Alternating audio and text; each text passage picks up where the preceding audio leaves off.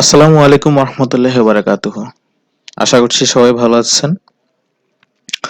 আজকে টিউটোরিয়ালে আমরা আলোচনা করব VLOOKUP আর HLOOKUP এর ভিতরে পার্থক্য, আর HLOOKUP ফর্মুলা আর VLOOKUP আপলুকআপ এর মধ্যকার পার্থক্য, VLOOKUP কখন ইউজ করব, HLOOKUP কখন ইউজ করব। আর আগে টিউটোরিয়ালে আপনারা দেখেছিলেন VLOOKUP এর ইউজ করাটা। আজকে আমরা HLOOKUP নিয়ে সম্পূর্ণ আলোচনা করব এবং HLOOKUP VLOOKUP এর ভিতরে ডিফারেন্সটা আমরা দেখব।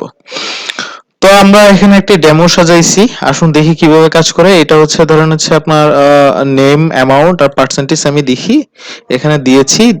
ধরেন হচ্ছে আমি এখানে জাহিদ দেখলাম, জাহিদের পার্সেন্ট হচ্ছে গিয়ে 11%, এটা আমি VLOOKUP-এ দেখাইছি। আর এখানে HLOOKUP-এ আমি টেবিলটা সেমই রেখেছি, জাস্ট একটু ডিফারেন্ট করেছি। সেটা হচ্ছে আপনার নেমগুলো আগে হচ্ছে একটা রোতে ছিল, এখন নেমগুলো চলে আসছে কলামে, অ্যামাউন্টটা আর হচ্ছে পার্সেন্টেজটা হচ্ছে আমার রো ওয়াইজ চলে গেছে। তো এখানে আমরা হচ্ছে গিয়ে যেটা ইউজ করেছি, আমরা সেকেন্ড বার হচ্ছে HLOOKUP ফর্মুলা ইউজ করেছি।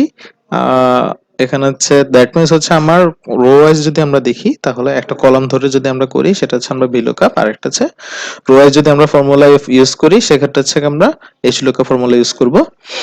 তো আমরা নতুন একটা শীট ওপেন করি, নতুন একটা শীট ওপেন করে আমরা হচ্ছে গিয়ে VLOOKUP আর HLOOKUP এর মধ্যকার পার্থক্যটা দেখি, প্লাস হচ্ছে HLOOKUP এর মানে আমরা একটু ক্লিয়ার হই।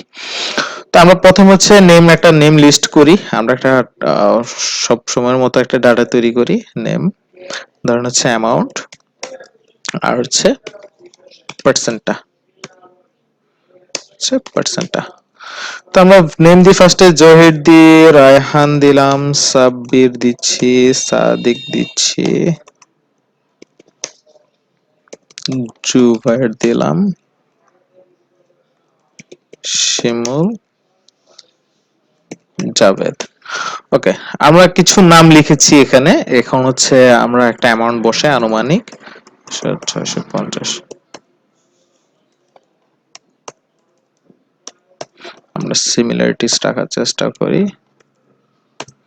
ওকে, এখন পার্সেন্টেজটা কিভাবে আমরা পার্সেন্টেজটা আনার একটা অপশন আছে, সেটা হচ্ছে আমি ফার্স্টে সাম করে নিই একটু। সাম করে টোটালটা হচ্ছে আমরা দিই এখানে, ডিভাইড। আমরা যোগ বিয়োগ গুণ ভাগ আগেই দেখেছিলাম এক্সেলে কিভাবে করে, আমি সেটাই করতেছি। জাস্ট হচ্ছে অ্যামাউন্ট হচ্ছে গিয়ে সাম করে নিয়ে ভাগ করতেছি, যেটা ব্যাপারে আপনারা অলরেডি ক্লিয়ার যারা আগে টিউটোরিয়াল দেখেছেন। তো এখানে হচ্ছে আমি পার্সেন্টেজটা নিয়ে আসি সবার সেম ভাবে। ওকে, পার্সেন্টেজ। ওকে, এখন ধরেন হচ্ছে আমি ফর্মুলাটা কেটে দিই একটু। ওকে, এই ধরনের হচ্ছে আমি একটা ডাটা তৈরি করে নিলাম। তো আমরা এখন যেটা করব সেটা হচ্ছে আমরা VLOOKUP ফর্মুলা ইউজ করব ফার্স্টে।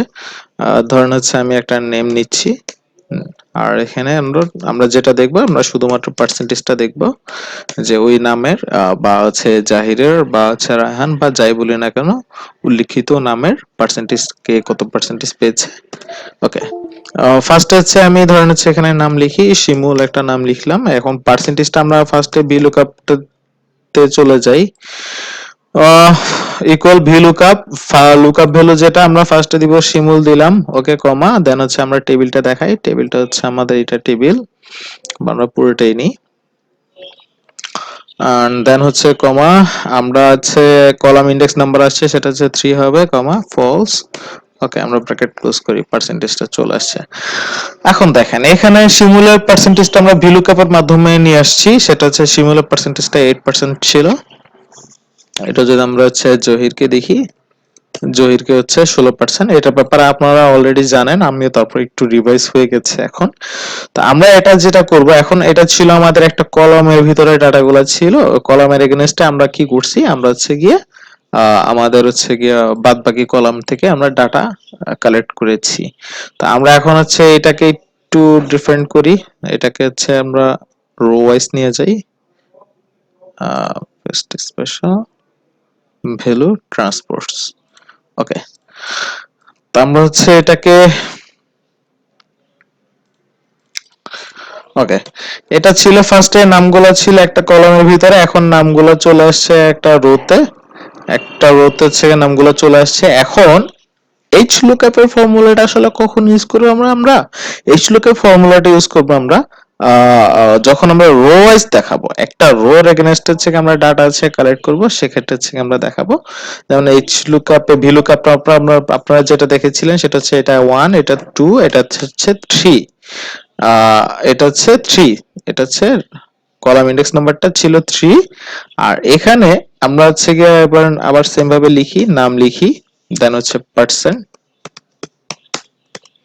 ওকে, আমরা হচ্ছে গিয়ে জহিরের পার্সেন্টেজটা দেখবো। জহিরের সেক্ষেত্রে হচ্ছে আমি ইয়েটা করি, সেক্ষেত্রে ইকুয়াল। এবার আমরা ইউজ করব যেটা, সেটা হচ্ছে এইচ লুকআপ।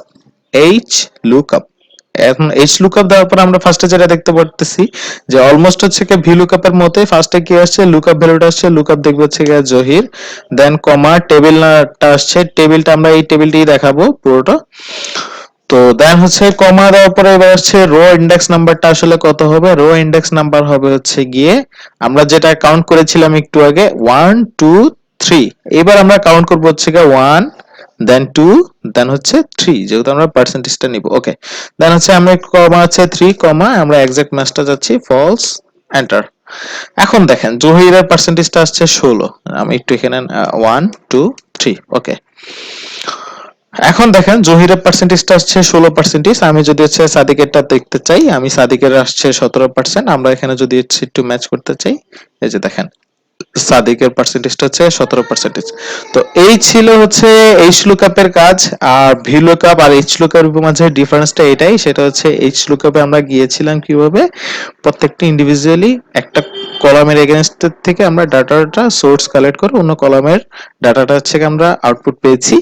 আর এইচ লুকআপে আমরা যেটা, সেটা হচ্ছে গিয়ে একটা রো তে যে লিস্ট গুলা থাকবে, একটা রোর এগেইনস্টে আমরা হচ্ছে গিয়ে একটা কলামের নিচে নিচে কলামের আমরা হচ্ছে ডাটাটা আছে পাবো। তো এই ছিল হচ্ছে আজকের টিউটোরিয়াল। আশা করছি সবার কাছে ভালো লেগেছে এবং সবাই বুঝতে পেরেছেন। তো পরবর্তী টিউটোরিয়াল নিয়ে আবার হাজির হব। সে পর্যন্ত সবাই ভালো থাকবেন। আসসালামু আলাইকুম রহমতুল্লাহ।